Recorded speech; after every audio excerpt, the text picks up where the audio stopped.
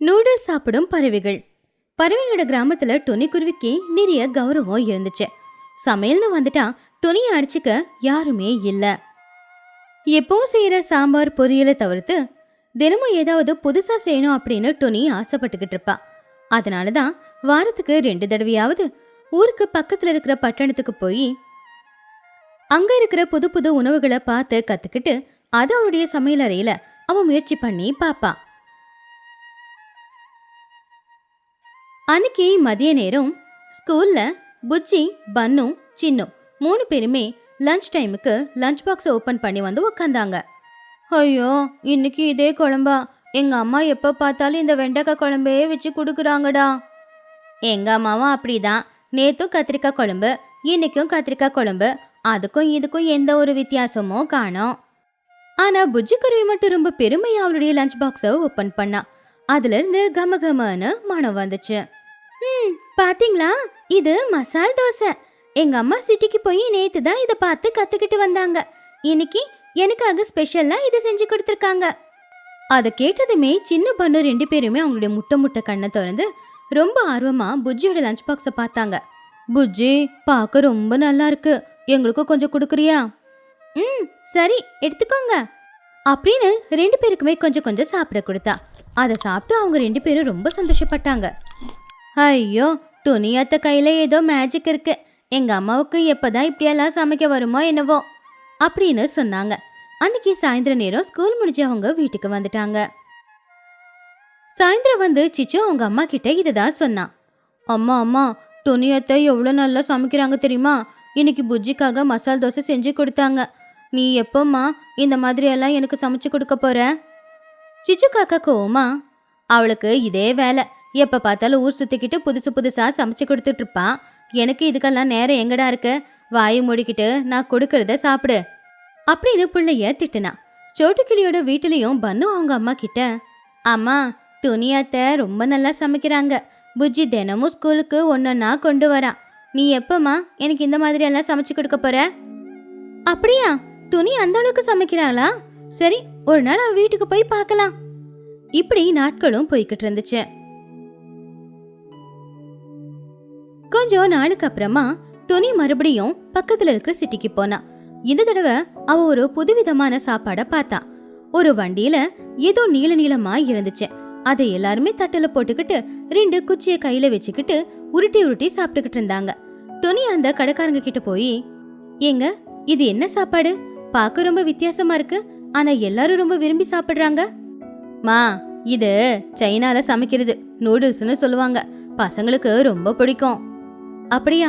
எனக்கும் கத்து கொடுக்குறீங்களா? என் பொண்ணுக்கும் நான் செஞ்சு கொடுக்குறேன்.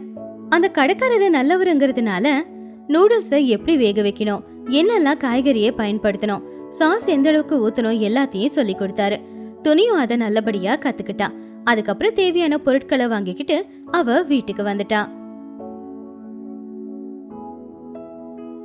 அடுத்த நாள் காலையில புஜ்ஜி எழுந்திருக்கிறதுக்குள்ளார சமையல் அறையில இருந்து ஒரு நல்ல நறுமணம் வந்துகிட்டு இருந்துச்சு. அம்மா, என்னம்மா இன்னைக்கு இவ்வளவு நல்ல வாசம் வருது? எனக்காக இன்னைக்கு என்ன ஸ்பெஷலா செஞ்சிட்டு இருக்க? உனக்காக தான் புதுசா சமைச்சுக்கிட்டு இருக்கேன் புஜ்ஜி. இதோட பேரு நூடுல்ஸ். சாப்பிட்டுட்டு எப்படி இருக்குன்னு சொல்லு. துணிக்குருவி அந்த நூடுல்ஸ பிளேட்ல போட்டு கொடுத்தா. புஜ்ஜி குருவி அதோட கலர் அதை பார்த்து ரொம்பவும் சந்தோஷப்பட்டு ஒரே ஒரு வாய் எடுத்து வாயில வச்சா. அவ்வளவுதான், அதோட சுவைக்கு அவ அடிமையாயிட்டா. அட அம்மா, என்னம்மா இது? அப்படியே வாயில வச்சு வழுக்கிக்கிட்டே போகுது, உருண்டை உருண்டையா இருக்கு. இந்த காய்கறி எல்லாமே ரொம்ப டேஸ்டா இருக்குமா? இதுல ஏதோ புது டேஸ்ட் இருக்கு. என் வாழ்க்கையில இப்படிப்பட்ட சாப்பாடு நான் இது வரைக்கும் சாப்பிட்டதே இல்ல. துணி அதை கேட்டு சந்தோஷமா, உண்மையாவா? உனக்கு பிடிச்சிருக்கா? என்னம்மா பிடிச்சிருக்கான்னு கேக்குற? இது ரொம்ப சூப்பரா இருக்குமா. அம்மா, எனக்கு ஒரு சின்ன ஹெல்ப் பண்றியாமா? இன்னைக்கு எனக்கு டப்பால கொஞ்சம் நிறைய இதை கட்டி கொடுமா. ஏன்னா சின்ன பொண்ணு 2 பேருமே கேட்பாங்க. பாவம், அவங்க தினமும் அவங்க அம்மாங்க கொடுக்கற சாப்பாடை கொண்டு வராங்க. அதை சரியா சாப்பிடவும் மாட்டேங்கிறாங்க. எதையாவது அவங்க கொஞ்சம் சாப்பிடட்டுமா? அட, அதுல என்னமா இருக்கு? நிச்சயமா வைக்கிறேன். நண்பர்களோடு உட்காந்து சாப்பிடுறது நல்ல விஷயம்தான் அப்படின்னு சொல்லி புஜ்ஜியோட லஞ்ச் பாக்ஸ்ல நிறைய நூடுல்ஸ போட்டு மேல கொஞ்சம் சாஸையும் ஊத்தி துணி அனுப்புனா. சரியா ஸ்கூல்ல லஞ்ச் டைம்ல புஜ்ஜி ரொம்ப சந்தோஷமா அவளுடைய லஞ்ச் பாக்ஸ வெளியில எடுத்தா. ஃப்ரெண்ட்ஸ், இன்னைக்கு உங்களுக்கு ஒரு சர்ப்ரைஸ் இருக்கு. என்ன கொண்டு வந்திருக்கேன் தெரியுமா? என்னது? மறுபடியும் ஏதாவது புது சமையலா? ஆமா, இதோட பேரு நூடுல்ஸ். எங்க அம்மா நேத்து தான் கத்துக்கிட்டாங்க. உங்களுக்காக டப்பா நிறைய நான் கொண்டு வந்திருக்கேன் அப்படின்னு சொல்லி புஜ்ஜி அவங்க 2 பேர் தட்டுலயும் கொஞ்சம் நூடுல்ஸ வச்சா. சின்ன பண்ணு 2 பேரும் முதல்ல அதை ஆச்சரியமா பார்த்தாங்க. அதுக்கப்புறமா கொஞ்சம் எடுத்து சாப்பிட்டு பார்த்தாங்க. அவ்வளவுதான், அந்த சாப்பாடு அவங்க 2 பேருக்குமே ரொம்ப பிடிச்சு போச்சு. அட, இது என்னது புஜ்ஜி? இது சாப்பிடும் போது சொர்க்கத்தை பாக்குற மாதிரி இருக்கு அப்படின்னு சின்ன வேக வேகமா சாப்பிட்டான். ஐயோயோ ஐயோயோ, இது என்ன இவ்வளவு சூப்பரா இருக்கு? டொனியாத்த உண்மையிலேயே கடவுள் தான். அவங்க கையில ஏதோ மந்திர சக்தி இருக்கு, அதனாலதான் இப்படி சமைக்க முடியுது அப்படின்னு எல்லாருமே ரொம்ப சந்தோஷப்பட்டாங்க. அன்னைக்கு நாள் பூரா நூடுல்ஸ பத்தி தான் அவங்க பேசிக்கிட்டு இருந்தாங்க. சாயந்தரம் வீட்டுக்கு போனதுக்கு அப்புறமா சின்ன ரொம்பவே ஆர்வமா சிச்சு காக்கா கிட்ட போய், அம்மா, இன்னைக்கு டொனியாத்த ஒரு நூடுல்ஸ் பண்ணி கொடுத்தாங்க. நீ சொன்னா நம்ப மாட்ட. நீ செய்யற சமையல் எல்லாம் டொனியாத்தையோட நூடுல்ஸ்க்கு முன்னாடி நிக்கவே முடியாதுமா. சிச்சு காக்கா ரொம்ப கோவமா, என்னடா இது, எப்பவுமே துணி தானா? நான் சமைக்கிறது உனக்கு பிடிக்காதா? பிடிக்குமா, ஆனா இது வேற மாதிரி இருந்துச்சு. நீயும் ஒரு தடவை சாப்பிட்டு பாரு. அம்மா, துணியாத்தையோட சமையல் இந்த உலகத்திலேயே பெஸ்ட். அவங்க செஞ்ச நூடுல்ஸ் சாப்பிட்டதுக்கு அப்புறமா வேற எதுவுமே சாப்பிடணும்னு எனக்கு தோணவே இல்லை. நாளைக்கு ஞாயிற்றுக்கிழமை தானே, பேசாம நானும் நீயும் துணியாத்தையோட வீட்டுக்கு போயிட்டு வரலாமா? பசங்க தொல்லை தாங்க முடியாம அவங்களுக்கு அந்த நூடுல்ஸ் சாப்பிடணும் போல இருந்ததுனால எல்லாரும் ஒத்துக்கிட்டாங்க. அடுத்த நாள் ஞாயிற்றுக்கிழமை அப்படிங்கிறதுனால காலையிலேயே சிச்சு காக்கா சோட்டு கிளி 2 பேரும் சின்ன பண்ணு 2 பேரையும் கூட்டிக்கிட்டு துணியோட வீட்டுக்கு வந்துட்டாங்க.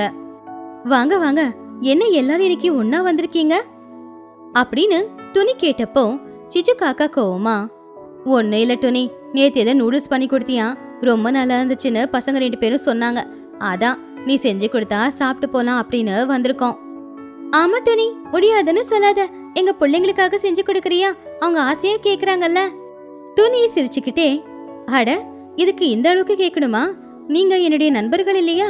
வந்து எல்லாரும் உட்காருங்க, இப்பவே சுட சுட நூடுல்ஸ் பண்ணி எடுத்துட்டு வந்து கொடுக்கறேன். அது கேட்டு பசங்க 3 பேருமே சந்தோஷமா வீட்டு தோட்டத்துல விளையாடுறதுக்காக போனாங்க. சிச்சு சோட்டோ 2 பேருமே துணி நூடுல்ஸை எப்படி செய்யறான்னு பாத்துக்கிட்டு இருந்தாங்க. டோனி, நீ ரொம்ப கொடுத்து வச்சவ. இப்படி புதுசு புதுசா கத்துக்கிறதுக்கு உனக்கு நேரமும் விருப்பமும் இருக்கு. இதுல என்ன இருக்கு சிச்சு? எனக்கு சமைக்கிறதுனா ரொம்ப பிடிக்கும். தினமும் புதுசு புதுசா கத்துக்கிட்டு புதுசு புதுசா செய்யும் போது கிடைக்கிற சந்தோஷமே தனி. அது மட்டும் இல்ல, நம்ம பிள்ளைங்களுக்கும் நம்மள கட்டினவங்களுக்கும் சுவையா செஞ்சு கொடுக்கறதும் சந்தோஷம் தானே. அப்படி 1/2 மணி நேரத்துல டோனி அவங்களுக்கு நூடுல்ஸ சமைச்சு கொடுத்தா. சிச்சு சோட்டு 2 பேருமே சாப்பிட்டு பசங்க எப்படி ஃபீல் பண்ணாங்களோ அதே மாதிரி தான் ஃபீல் பண்ணாங்க. உண்மைதான் துணி, பசங்க சொன்னப்ப கூட நான் சரியா நம்பவே இல்லை. ஆனா இது சாப்பிட்டு பார்க்கும்போது தான் தெரியுது எவ்வளவு டேஸ்டா இருக்கு இது. நான் ஒத்துக்கிறேன், இது உண்மையிலேயே ரொம்ப நல்லா தான் இருக்கு. இந்த மாதிரி டேஸ்டான சாப்பாடை நான் சாப்பிட்டதே இல்லை. டோனி, நீ எங்களுக்கு ஒரு உதவி செய்யணும். என்ன உதவி? நீ ஒரு நாளைக்கு ஒரு தடவையாவது இந்த நூடுல்ஸ் பண்ணி கொடுக்குறியா? பணம் வேணும்னாலும் நாங்க கொடுக்குறோம், முடியாதுன்னு சொல்லாத. பசங்க விருப்பப்பட்டு சாப்பிடுவாங்க. ஆமா டோனி, சிச்சி சொன்னது உண்மைதான். இது எங்க சைட்ல இருந்து ஒரு ரிக்வெஸ்டா எடுத்துக்கோ. தினமும் ஒருவேளை இந்த நூடுல்ஸ் பண்ணி கொடு. அதை கேட்டு துணிக்குருவி சிரிச்சுக்கிட்டே, இதுக்கு எதுக்கு பணம்? நாம எல்லாருமே நண்பர்கள், நமக்குள்ள எதுக்காக பணத்தை கொடுத்துக்கணும்? நான் செஞ்சு கொடுக்குறேன், ஆனா தினம் செய்யறது அப்படின்னா எனக்கும் கொஞ்சம் கஷ்டம்தான் இல்ல. 2 பேருமே அதை கேட்டு வருத்தப்பட்டாங்க. பேசாம ஒன்று பண்ணலாமா? நாம ஒவ்வொரு ஞாயிற்றுக்கிழமையும் நூடுல்ஸ் டே செலிப்ரேட் பண்ணலாம். ஒவ்வொரு ஞாயிற்றுக்கிழமையும் நான் உங்க எல்லாருக்குமே நூடுல்ஸ் பண்ணித்தரேன். நீங்க எல்லாருமே வீட்டில் எதுவும் செய்ய வேண்டாம், இங்க வந்துருங்க, சுட சுட நூடுல்ஸ் சாப்பிடுங்க. வாரத்துக்கு ஒரு நாள் செய்யறதுனால எனக்கும் ரொம்ப பெரிய வேலையாலாம் இது இருக்காது.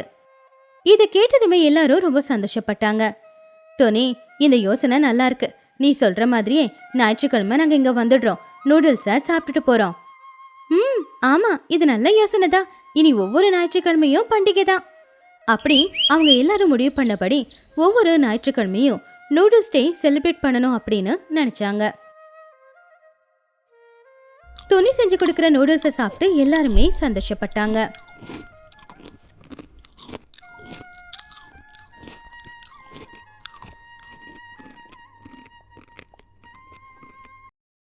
துணிக்குருவி அவனுடைய பழைய வீட்டை வித்துட்டு அவனுடைய ஆட்டோல தான் குடியிருக்க ஆரம்பிச்சான். இப்ப அந்த ஆட்டோவை ஆட்டோவா மட்டும் இல்லாம அவ புதுசா வியாபாரம் ஆரம்பிக்கிறதுக்கு ஒரு இடமா பயன்படுத்தலாம் அப்படின்னு நினைச்சா. அதாவது ஆட்டோல பானிபூரி வியாபாரம் ஆரம்பிக்கலாம்னு நினைச்சா. இந்த யோசனையை கேட்ட உடனே அவளுடைய பொண்ணு புஜ்ஜி ரொம்பவும் சந்தோஷப்பட்டா. இந்த வியாபாரம் நல்லபடியா நடந்தா நல்லா இருக்கும் அப்படின்னு துணியும் நினைச்சா. நினைச்ச கையோட அவ வாழ்ந்துகிட்டு இருந்த அந்த ஆட்டோவை ஒரு பானிபூரி கடையாவே மாத்திட்டா. ஆட்டோவுக்கு மேல சின்னதா ஒரு டென்ட் போட்டா. சுத்தி பானிபூரி போட்டோவை ஒட்டுனா. இப்ப அந்த ஆட்டோ பாக்குறதுக்கு அவ்வளவு அழகா இருந்துச்சு.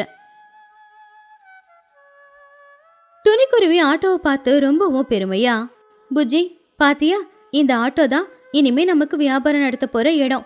நீயும் பண்ணுவும் எனக்கு கொஞ்சம் உதவி செஞ்சீங்கன்னா சீக்கிரமா உன் ஸ்கூல் ஃபீஸையும் நாம கட்டிடலாம். புஜ்ஜி ரொம்ப உற்சாகமா, அம்மா சூப்பர்மா, பானிபூரி வியாபாரத்துல எப்பவுமே நல்ல லாபம் கிடைக்கும். இந்த பானிபூரி சாப்பிட எல்லாரும் வருவாங்கல்ல, நிச்சயமா அவங்க எல்லாரும் உன்னை பாராட்டிட்டு தான் போக போறாங்க. பக்கத்துல நின்னுக்கிட்டு இருந்த பன்னுக்கிளி புஜ்ஜியோட நல்ல ஃப்ரெண்டு. புஜ்ஜி, நீ யாருன்னு எனக்கு நல்லா தெரியும். ஆண்டி பானிபூரி வியாபாரம் ஆரம்பிக்க போறாங்கன்னு கேள்விப்பட்டு நல்ல பானிபூரி சாப்பிடலான்னு தானே நீ நினைக்கிற? அத்தையோட நம்பி வியாபாரத்தை ஒப்படைக்காதீங்க. மொத்த பானிபூரியாயே இவ சாப்பிட்டுருவா. சி துரோகி, நீ எல்லாம் என் ஃப்ரெண்டாடா. எங்க அம்மா கிட்ட என்னை இப்படி போட்டு கொடுக்குற? துணி அவங்க 2 பேரும் சண்டை போட்டுக்கிறத பார்த்து, போது சண்டை போட்டுக்காதீங்க. பன்னு, நீ பிளேட் எல்லாம் கழுவணும். புஜ்ஜி, நீ பானிபூரியில எல்லாம் ஃபில் பண்ணி பானி ஊற்றி கொடுக்கணும். அதை கேட்டு புஜ்ஜி சோகமா, என்னது பானிபூரியில ஃபில் பண்ணி கொடுக்கணுமா? ஐயோ, அதுக்கு நிறைய சக்தி தேவைப்படுமே. என் உடம்புல அவ்வளோ சக்தியே இல்லையேம்மா அப்படின்னு சொல்லி புஜ்ஜி ரொம்ப சோகமா ஆயிட்டா.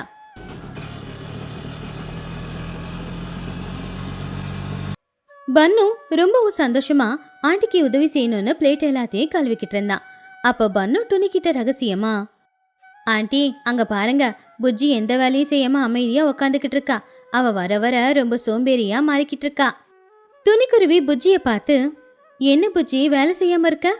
அம்மா, வேலை செய்யறதுக்கு முன்னாடி நான் பானிபூரியை டேஸ்ட் பண்ணி பார்க்கணும்ல, அப்பதானே வந்த கஸ்டமர்ஸ் டேஸ்ட் நல்லா இல்ல அப்படின்னு சொல்ல மாட்டாங்க. சிச்சு காக்கா, சோட்டுக்கிளி, மஹிக்கழுகு, லூசி புறா இவங்க எல்லாருமே அவங்க வேலைக்கு போற வழியில துணியோட அந்த பானிபூரி வண்டிய பார்த்தாங்க. அதை பார்த்து ஆச்சரியமா கீழே இறங்குனாங்க. அட என்ன டொனி, இது உன்னோட ஆட்டோ தானா? ஓ, பானிபூரி வியாபாரமா? எவ்வளோ செலவு பண்ணியோ என்னவோ. டொனி, ஆட்டோவை வீட்டா மாத்தின, இப்போ ஆட்டோவை பானிபூரி கடையா மாத்திருக்க. நல்ல யோசனை தான். அப்போ மஹிக்கழுகு, லூசி, டொனி ரொம்பவும் கஷ்டப்படுற பொண்ணு. அவ கஷ்டப்பட்டு உழைக்கிறதுக்காக எது வேணும்னாலும் செய்வா. அப்போ சிச்சு காக்கா, ஆனா எனக்கெல்லாம் இந்த மாதிரி வியாபாரம் சரிப்பட்டு வராது. ஏன்னா இது எனக்கு செய்யவும் தெரியாது. டோனி, இந்த வியாபாரத்துல எவ்வளவு லாபம் வரும்? சிச்சு, லாபத்தை பத்தி எல்லாம் அப்புறமா பேசிக்கலாம். முதல்ல வந்து பானிபூரி சாப்பிடு. சிச்சு சாப்பிடு. டோனி செஞ்ச பானிபூரி கடவுள் பிரசாதம் மாதிரி இருக்கும். சிச்சு காக்கா பானிபூரி சாப்பிட பணம் செலவு பண்ணணுமே அப்படின்னு யோசிச்சுக்கிட்டு இருந்தா. அப்பதான் அவளுக்கு ஒரு யோசனையும் வந்துச்சு. சிச்சு காக்கா துணி கிட்ட, டோனி, நான் காலையில தான் சாப்பிட்டேன், இப்ப எதுக்கு? புஜ்ஜி, நீ ஏன் அந்த பானிபூரியை சாப்பிட்டு பாரு, டேஸ்ட் எப்படி இருக்குன்னு மட்டும் என்கிட்ட சொல்ல. புஜ்ஜி ரொம்ப உற்சாகமா, துணியாத்த ரொம்ப தேங்க்ஸ். உங்களுக்கு தெரிஞ்சிருக்கு, நான் குவாலிட்டி கண்ட்ரோல் சூப்பர்வைசர். என்னால மட்டும்தான் டேஸ்ட் எப்படி இருக்குன்னு சரியா சொல்ல முடியும். புஜ்ஜி ஒரு பானிபூரிக்கு 10 பானிபூரியை சாப்பிட்டுட்டு, சூப்பரா இருக்கு அப்படின்னு சொன்னா. அதை கேட்டு துணி சிரிச்சா. அப்போ சிச்சு காக்காவாலையும் ஆசையை அடக்க முடியாம அவளும் 2 பிளேட் பானிபூரி வாங்கி சாப்பிட்டுட்டு அதுக்கப்புறமா தான் அங்கிருந்து போனா. மதிய நேரம் கடைக்கிட்ட நிறைய பேர் வர ஆரம்பிச்சாங்க. சின்ன காக்கா மற்ற பசங்களோட சேர்ந்து பானிபூரி சாப்பிட்றதுக்காக வந்தான். துணி வேலையில முழுகி இருந்தா. அப்போ சின்ன புஜ்ஜி கிட்ட வந்து, புஜ்ஜி, இந்த பானிபூரி ஐடியா சூப்பர். பாவம் உங்க அம்மா ரொம்ப கஷ்டப்படுறாங்க. ஆமாடா சின்னம், எங்க அம்மா கஷ்டப்பட்டு உழைக்கிறாங்க. ஆனா டேஸ்ட் பண்ணி பார்த்து சொல்றது நான் தானே, அதனால என்னாலதான் இந்த வியாபாரம் நல்லா நடக்குது. புஜ்ஜி, நீ ஒன்னும் டேஸ்ட் பார்க்கல. மொத்த பானிபூரியில பாதி பானிபூரிய நீயே சாப்பிட்டுக்கிட்டு இருக்க. ஆண்டி ஆண்டி இங்க பாருங்க, புஜ்ஜி இப்ப மட்டுமே 20 பானிபூரியை சாப்பிட்டுருக்கா. சீ, இவன் ஒருத்தன் என் கூடவே இருந்து எங்க அம்மா கிட்ட எப்பவுமே என்ன போட்டு கொடுத்துக்கிட்டே இருக்கான். இவெல்லாம் ஒரு ஃப்ரெண்டா? இவெல்லாம் சுத்தமா நல்ல ஃப்ரெண்டே இல்ல. துணிக்குருவி ரொம்ப கோவமா, புஜ்ஜி மறுபடியும் சண்டையா? ஒழுங்கா வேலையை பாருங்க, இல்லைன்னா இன்னைக்கு ராத்திரிக்கே உங்களுக்கு சாப்பாடே கிடையாது. புஜ்ஜி குருவி ரொம்ப பயந்து போய், ஐயோ வேண்டாம், எனக்கு சாப்பிடலன்னா ராத்திரி தூக்கம் வராது, வேலை பார்க்குறேன். அப்படின்னு சொல்லி புஜ்ஜி மறுபடியும் வேலை செய்ய ஆரம்பிச்சா. அன்னைக்கு சாயந்தர நேரம் வியாபாரம் ரொம்ப நல்லபடியா நடந்துச்சு. துணி அன்னைக்கு வந்த வருமானம் என்னன்னு எண்ணி பார்த்துக்கிட்டு இருந்தா. துணி ரொம்பவும் சந்தோஷமா, அப்பாடா இன்னைக்கு நல்ல லாபம் வந்துச்சு. ஆண்டி, இங்க நானும் வேலை பார்த்தேன்ல, வந்த லாபத்துல எனக்கு ஒரு ஸ்வீட் பண்ணு வாங்கி கொடுக்குறீங்களா? சரி பண்ணு, நாளைக்கு உனக்கு ஸ்பெஷலா வாங்கி தரேன். அம்மா, நானும் தானே ரொம்ப கஷ்டப்பட்டிருக்கேன். பானிபூரியெல்லாம் டேஸ்ட் பண்ணி பார்த்து சொல்லியிருக்கேன். லாபத்துல எனக்கும் நீ பாதி கொடுக்கணும். லாபம் இல்ல, மிளகாத்தூளை வாயில கொட்டி விடுறேன். அப்ப ராத்திரி நல்லா தூக்கம் வரும். நாள் பூரா ஊரூரா சுத்தி பானிபூரி வித்ததுக்கு அப்புறமா தினமும் அவங்க இருக்கிற ஒரு ஆலமரத்துக்கு கீழே வந்து துணி, புஜ்ஜி, பன்னு 3 பேரும் ஓய்வெடுத்தாங்க. ஆட்டோக்கு பக்கத்திலேயே ஒரு அடுப்பு வச்சு அங்க துணிக்குருவி ராத்திரிக்காக சமைச்சுக்கிட்டு இருந்தா. அப்போ துணி, அப்பாப்பா இன்னைக்கு வியாபாரம் நல்லபடியா நடந்துச்சு. நல்ல வேலையா செஞ்ச பானிபூரி எல்லாம் வித்து தீந்துருச்சு. இல்லைன்னா ராத்திரிக்கே அதைத்தான் சாப்பிட்டுருக்கணும். அம்மா, நீ புளிக்குழம்பா செஞ்சுக்கிட்டு இருக்கிற? நீ காலையில பானிபூரி செஞ்சப்ப வந்த காட்டை விட இந்த காட்டு அதிகமெல்லாம் வருது. ஏய் புஜ்ஜி, காலையில பானிபூரி செய்யும் போது நீ எல்லாத்தையும் எடுத்து எடுத்து சாப்பிட்டுக்கிட்டு இருந்தால, அதனால எவ்வளோ நஷ்டம். அதான் ஆண்டி உனக்கு இப்படி புளிக்குழம்பு செஞ்சு தண்டனை கொடுக்குறாங்க. டேய் பன்னு, நீ எல்லாம் ஒரு ஃப்ரெண்டாடா. எப்போ பார்த்தாலும் எங்கள் அம்மா கிட்ட ஏதாவது சொல்லிக்கிட்டு என்னை போட்டு கொடுத்துக்கிட்டு என்னை திட்டிக்கிட்டு இருக்கியே. உனக்கு இன்னைக்கு ராத்திரிக்கு சாப்பாடே இல்லை போடா. புஜ்ஜி, நீ என்னை எவ்வளோ வேணும்னாலும் திட்டிக்கோ, நான் கவலைப்பட மாட்டேன். ஆண்டிக்கு நான் வேலை செஞ்சது தெரியும். நான் ஆண்டிக்காக பிளேட்டாவது கழுவி கொடுத்தேன். நீ என்ன பண்ண? பானிபூரி முழுசு முழுசா முழுங்குன. துணிக்குருவி சமையல் முடிஞ்சதுக்கு அப்புறமா, சரி சரி, 2 பேரும் சண்டை போட்டுக்கிட்டு நிப்பாட்டிட்டு சாப்பிடுங்க. அம்மா, இந்த புளிக்குழம்பு ரொம்ப காட்டா இருக்கு. இதை சாப்பிட்டுட்டு நான் மேல இருந்து கீழே உருண்டு வந்து விழ போறேன் பாரு. அப்பதான் உனக்கு தெரிய போகுது. புஜ்ஜி, உனக்கு குழம்பு பிடிக்கலனா ரசம் வச்சிருங்க பாரு, அதை ஊத்தி வேணா சாப்பிடு. புஜ்ஜி, அந்த குழம்பே நல்லாதான் இருக்கு. நீ அதை சாப்பிட்டுட்டு வேணும்னா கீழே படுத்துக்கோ. நான் இந்த ரசத்தை சாப்பிட்டுட்டு மேலே ஃபர்ஸ்ட் ஃப்ளோரில் போய் படுத்து நல்லா தூங்கிக்கிறேன். புஜ்ஜி குருவி ரொம்ப கோவமா பனுவை பார்த்து, டேய் என்னடா ரொம்ப கிண்டல் பண்ற? என்னால் இந்த குழம்பு சாப்பிட முடியாதுன்னு நினச்சிக்கிட்டு இருக்கியா? எவ்வளோ காரம் இருந்தாலும் எவ்வளோ புளிப்பு இருந்தாலும் நான் சாப்பிடுவேன் பாரு. சாப்பிட்டுட்டு நான் ஃபர்ஸ்ட் ஃப்ளோரில் படுத்துக்க போகிறேன், அப்போ உனக்கு தெரியும். அப்படி புஜ்ஜி குருவி போட்டோ போட்டி போட்டுக்கிட்டு அந்த புளிக்குழம்பையே சாப்பிட்டா. புளிப்பு அதிகமாக இருந்தாலும் காரம் அதிகமாக இருந்தாலும் அதையே சாப்பிட்டா. அதை பார்த்து துணிக்குருவி சிரிச்சுக்கிட்டு இருந்தா. அன்னைக்கு சாப்பிட்டு எல்லாரும் படுத்து தூங்குனாங்க. இப்படியே நாட்களும் போய்கிட்டு இருந்துச்சு. துணியோட பானிபூரி வியாபாரம் ரொம்ப நல்லபடியா நடந்துகிட்டு இருந்துச்சு. இப்படி இருக்கும்போது ஒரு நாள் திடீர்னு பயங்கர காத்தோட மழை பெய்ய ஆரம்பிச்சுது. துணிக்குருவி ஆட்டோவை பிளாஸ்டிக் கவர் போட்டு மூட ரொம்ப முயற்சி பண்ணா. ஐயோ, இந்த மழை இப்பதான் பெய்யணுமா? மழை தண்ணி எல்லாம் பானியில விழுந்துட்டா என்ன பண்றது அப்படின்னு தெரியலையே. அம்மா, நீ உள்ள வாமா, மழை ரொம்ப வேகமா வந்துகிட்டு இருக்கு பாரு. ஆண்டி, நான் உங்களுக்கு உதவி செய்யறேன். அப்படி பன்னு உதவி செய்யறதுக்கு கீழே இறங்கி வரும்போது அதுக்குள்ள அந்த இடத்துக்கு லூசி புறா கொடைய பிடிச்சிக்கிட்டு வந்தா. அவ துணிக்கு உதவி செய்யறேன் அப்படின்னு சொன்னான். துணி நில்லு, நான் உனக்கு உதவி செய்யறேன். இந்த ஆட்டோவை மூடிடலாம். லூசி, ரொம்ப தேங்க்ஸ். ஆட்டோவை மூடியாச்சு. மழை தண்ணி விழுந்திருந்தா என்ன இருக்குமோ. துணி, நீ கஷ்டப்படுற பார்த்துட்டு அப்படியே எப்படி போறது? அது மட்டும் இல்லை, எனக்கு பானிபூரினா ரொம்ப பிடிக்கும். பானிபூரி நினைச்சு போச்சுனா அப்புறம் என்னால எப்படி சாப்பிட முடியும்? லூசி ஆண்டி, உங்களுக்கு ரொம்ப தேங்க்ஸ். பானிபூரியை காப்பாற்ற நீங்கள் ரொம்பவும் கஷ்டப்பட்டிருக்கீங்க. ஐயோ புஜ்ஜி, சரியான சோம்பேறினி. எப்போவுமே சாப்பிட்றத பற்றி யோசிக்கிற. அவங்க பானிபூரியை காப்பாற்ற வரல, அவங்க ஃப்ரெண்டுக்கு உதவி செய்யறதுக்காக தான் வந்தாங்க. டேய் பன்னு, எப்போவுமே என்னை போட்டு கொடுத்துக்கிட்டே இருப்பியாடா? உனக்கு இந்த வாழ்க்கை என்னால தானடா கிடைச்சிது? புஜ்ஜி பன்னு 2 பேரும் சண்டை போடுறத பார்த்துக்கிட்டு துணி லூசி 2 பேரும் சிரிச்சுக்கிட்டு இருந்தாங்க. அப்படி அன்னைக்கு மழை பெய்யும் போது லூசி வந்து துணிக்கு உதவி செஞ்சதுனால அவளுடைய வியாபாரம் அன்னைக்கு நல்லபடியா நடந்துச்சு. அடுத்த நாள் காலையில மகிக்கழகு துணியோட பானிபூரி ஆட்டோ கிட்ட வந்துச்சு. துணி, உன் வியாபாரம் நல்லபடியா நடக்குது. ஆனா தனியா நீ கஷ்டப்படுறது ரொம்ப கஷ்டம் இல்லையா? ஆமா மகி, வச்சுக்கிட்டு இருக்கிறது 2 சின்ன பசங்களை. அவங்களால அதிகமா வேலை எதுவுமே செய்ய முடியாதுல்ல. நீ ஒன்று பண்ணு, குவாலிட்டி செக்கிங் விஷயத்த மட்டும் புஜ்ஜியை பார்த்துக்க சொல்லு. கஸ்டமர்ஸ்ட பணம் கலெக்ட் பண்ணுற விஷயத்த அவகிட்ட கொடுக்க வேண்டாம். ஏன்னா கஸ்டமர் கம்மியாக பணம் கொடுத்தாலும் புஜ்ஜிக்கு சரியா தெரியாது. அதனால உனக்கு தான் நஷ்டம் வந்துடும். ஆமாம் மகி, சரியா சொன்ன. அப்படி மகிக்கழகு வியாபாரத்தில் சில நுணுக்கங்களை துணிக்கு சொல்லி கொடுத்தா. இந்த கதையில இருக்கிற நீதி என்னன்னா, வாழ்க்கையில கஷ்டம் வரும்போது அதை எதிர்த்து நிக்கிற தைரியம் இருந்தா நம்ம வாழ்க்கை இந்த ஆட்டோ மாதிரி போய்கிட்டே தான் இருக்கும். நம்ம கிட்ட இருக்கிறத வச்சு நம்ம வாழ கத்துக்கிட்டா துணி மாதிரி சந்தோஷமா வாழலாம்.